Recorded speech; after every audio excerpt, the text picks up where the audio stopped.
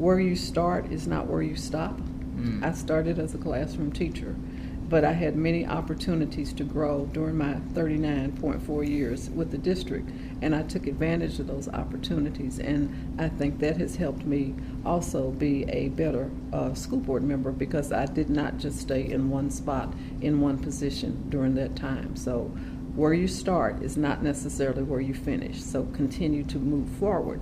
Don't ever get comfortable in one spot or one location. Continue to grow personally and professionally.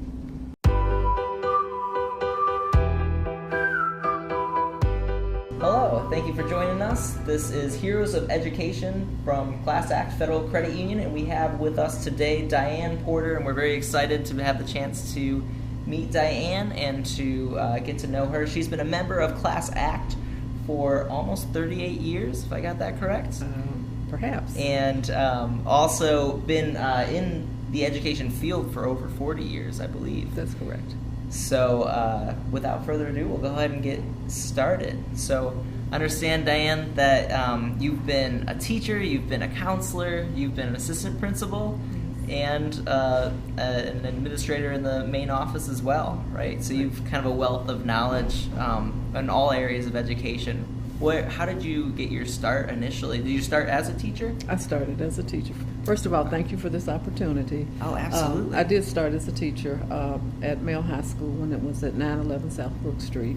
I graduated from Male High School, went to the University of Louisville, and went back. My first teaching assignment was at Male. And I stayed there for 5 years, and then there were some changes in the district. The city, I was hired by the city school district, and the city and county merged. So when they merged, I went to Fern Creek High School, still as a teacher, but I was working on my master's in counseling. So I got my master's in counseling, and then there were no counseling jobs. So I did a couple of other things. I was a human relations coordinator at the Brown School, and I worked in a program to decrease suspensions from students that were coming to school. So then I did get a counseling job, and I did that for a while, and then I had an opportunity to become an assistant principal at a vocational school at Fairdale Vocational School, and from Fairdale Vocational School I went to Mill Creek Vocational as a principal, and then from Mill Creek to Westport Vocational as a principal, and then to PRP Vocational as a principal. And then they decided to take the vocational schools and fold them into the academic high schools. So then at that point, then I did go to central office. I worked at Gaines for about a year, and then I went to become the director of options, magnets, and advanced programs. And then from there, I went to the School to Career Office, and I ended my career with the district as the director of the School to Career Office, and that was 39 years, 39.4 years, just to be real specific. Okay, gotcha. With JCPS, and then I retired, and was asked by my community to consider becoming a school board member when board member Ann Elmore said that she was not going to seek re-election. So that's how I came to the Board of Education. Okay, and you've been on the board for how long now? This is year 7 for me.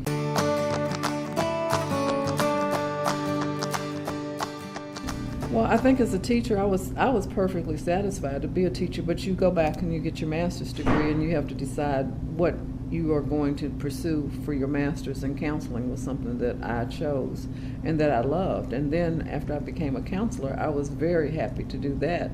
But then opportunities, opportunities present themselves to you. So the question is, do you ignore them or do you take advantage of the opportunity? So I was a middle school counselor, and my principal was out on medical leave, and I had an opportunity to do some administrative things at the school, and he gave me this big pep talk about I should consider moving up in administration. So I had all the certifications necessary to do that, but I really thought that when I got my degree in counseling that I would do that the rest of my life, but other opportunities opened for me, and I had the opportunity to pursue those, and it was great to learn the district more, to have different job responsibilities and things to do, but always focused on the students and how we can continue to help the students of the district.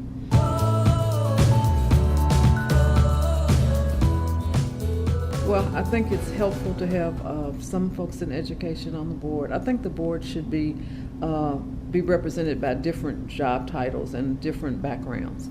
I think it's important to have some educators on the board because you've experienced it. And it is helpful for some of the things that you will do as a board member. So some of the things that come to me now, I call it being on the other side of the table, I have had some experiences with. And I think that's helpful in conversations and in making sure that we're all informed as we work to make the best decisions for our students.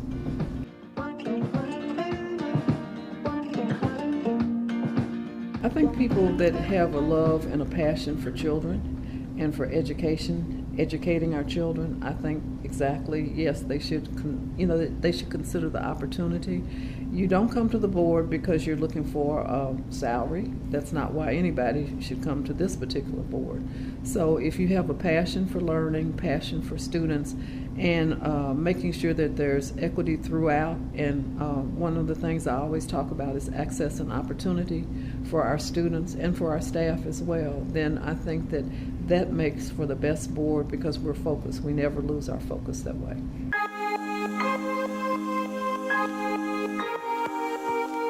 I think the challenge that we face is, although we have a huge budget, making sure that we are putting the dollars to the students and that they are getting absolutely everything that they need.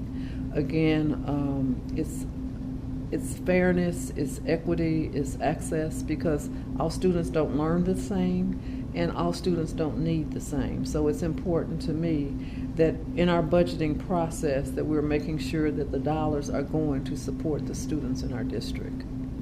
Imagine that's got to be a complicated scenario. There's so many different areas and so Absolutely. many different dollars. So they all require so many dollars, I'm sure.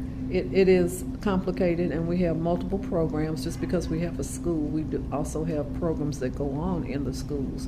So we see contracts about things that can happen to help our students, whether it's social emotional learning, opportunities that are out there for our students. So it's to our best interest to look to see how does this impact our students. And the board member that preceded me, Mrs. Elmore, one of her classic statements was, how does this help the students? How does this help the children? How does this help all children? So as long as we can answer that question, then I think we are doing the best work.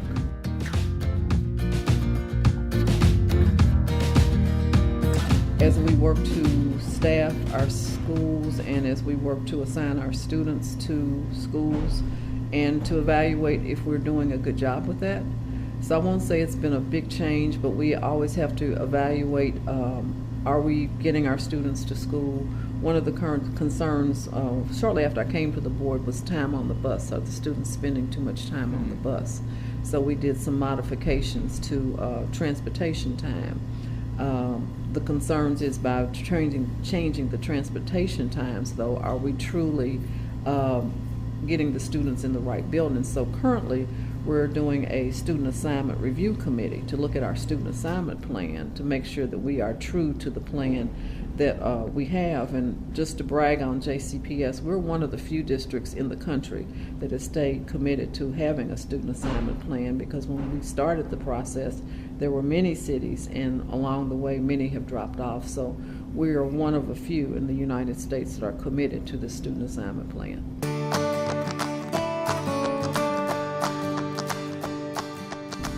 Absolutely. I mean, I think that you have choices.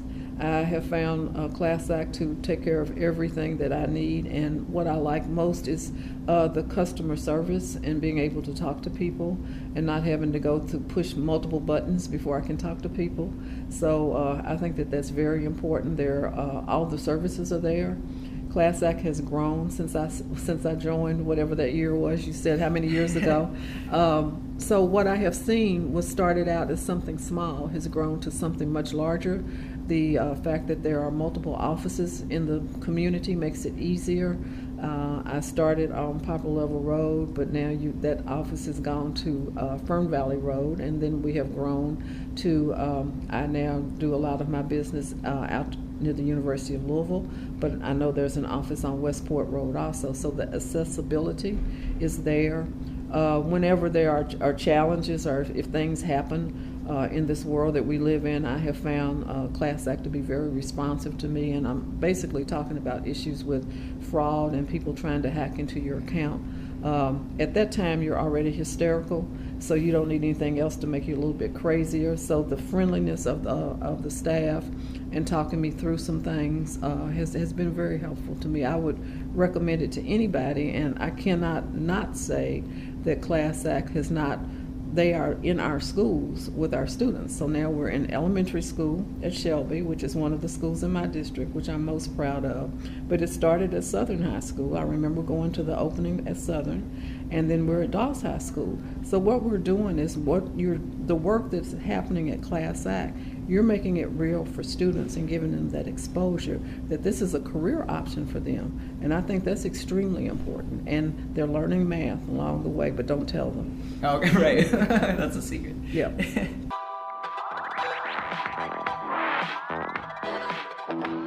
Well, what's important to me is student learning, but also in JCPS we have lots of opportunities for learning, and we have lots of venues. Today we're doing this at the Camp Edwards Education Facility, which at one time was the Presbyterian Community Center.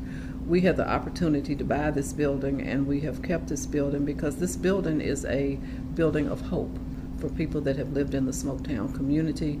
Although it's not the same that it was, we still are talking about children and opening the doors for children.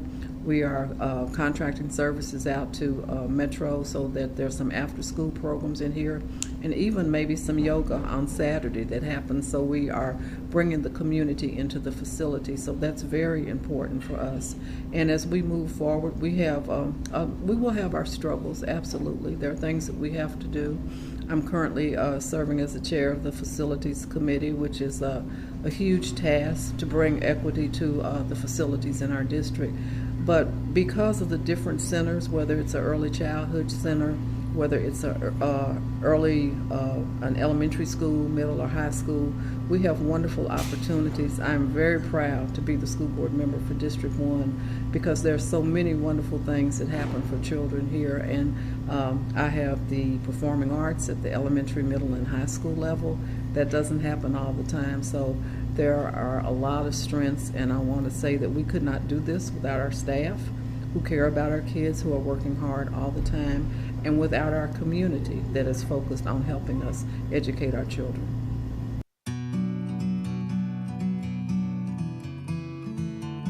Take advantage of opportunities, because I'm old enough to say that always in life we have not always had opportunities, and now there are many opportunities for our students and for our staff, and if we don't take advantage of those opportunities, we don't grow personally.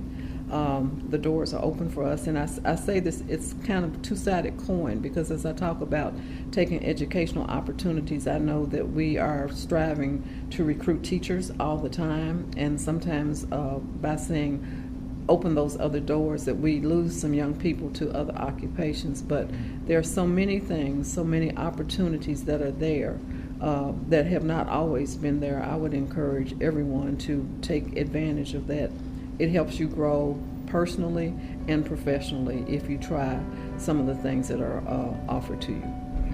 And there are lots of them, so you have to make some informed decisions. But sometimes you say, oh, it's just too many, I'm not going to do anything.